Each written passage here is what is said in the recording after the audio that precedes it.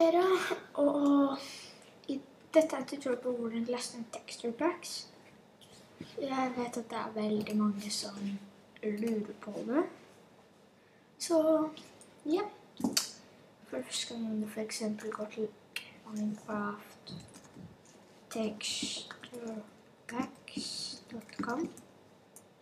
For eksempel den. Så kan du velge en her. For eksempel, la oss bare ta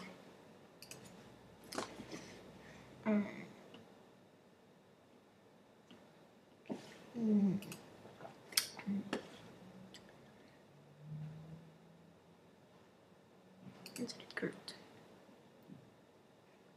Ok, la oss ta den her. Da klikker vi på download. Nei, unnskyld. Det er det ikke. Det her.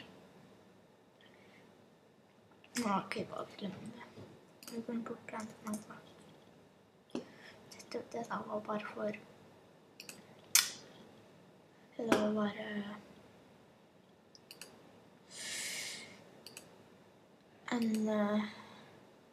Det var bare Windows, var det jeg skulle si. Da kan vi for eksempel bare ta...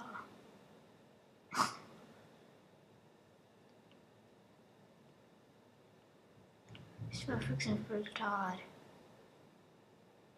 Der. Ok, bare la den, ta den da. La oss ta den. Så... Det var faktisk litt kul, altså. Send ticket. Vi skal klikke på download texture pack. Download texture pack. OK. Så har du gå på... Så kan du bare gå på Finder, som er med, nettbankvindu. Så går du på bibliotek. Og hvis det ikke kommer opp for deg, bibliotek, kan du klikke på gå til mappe, så skriver du inn dette. Gå, Application Support, Minecraft, Texture Packs, så drar du bare denne inn. Så bare gjør du sånn her, og jeg må ha litt snart, så dette må vi fort.